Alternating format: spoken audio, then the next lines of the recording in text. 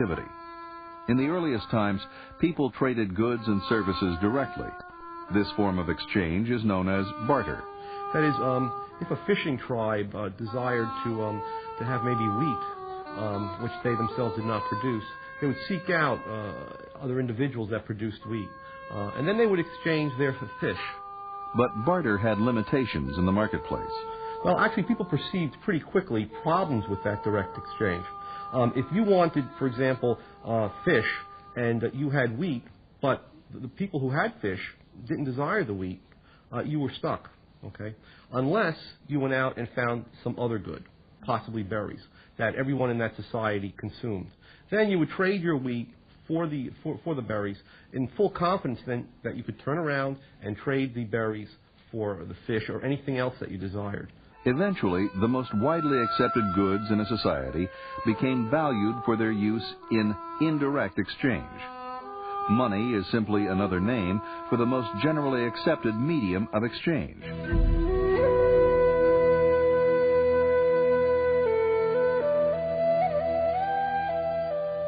Throughout history, many goods have served as money.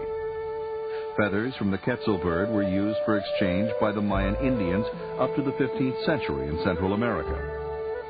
Tea leaves compressed into bricks were traded in East Asia through the 1800s.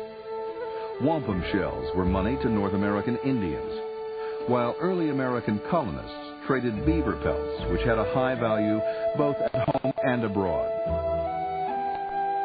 Metal coins first emerged in Greece and Asia Minor during the 7th century BC. Gold and silver were valued for their use in beauty and jewelry and the decorative arts. They were durable, easily divisible, and limited in supply. These precious metals also had a high value-to-weight ratio, making them easily transportable. You might think back, or we can think back to a time when iron was used as money, for example, in Africa. But imagine going into Sears Roebuck and trying to purchase, let's say, a lawnmower for $350. That would take a ton of iron, whereas it would only take an ounce of gold. In 1536, less than 50 years after Cristòfor Columbus set foot on American soil, a Spanish mint in Mexico City struck the first coins made in the New World. These silver coins eventually found their way into the British colonies. Great Britain's mercantilist policies deliberately tried to keep precious metals out of America, so the Spanish milled dollar became the unofficial currency. It was often divided into 8 pieces for smaller transactions, hence the term pieces of 8, with 1/4 of the coin being 2 bits. In 1792, Thomas Jefferson adopted the dollar as this country's official monetary unit. He looked around, he investigated to see what were the American people using as money, and that was the dollar. And so that's why that dollar became the standard of the United States. And we went onto a gold and silver standard and started minting gold coins with the American eagle, $10 gold coin. Jefferson, in particular, spoke eloquently of the dangers of paper money.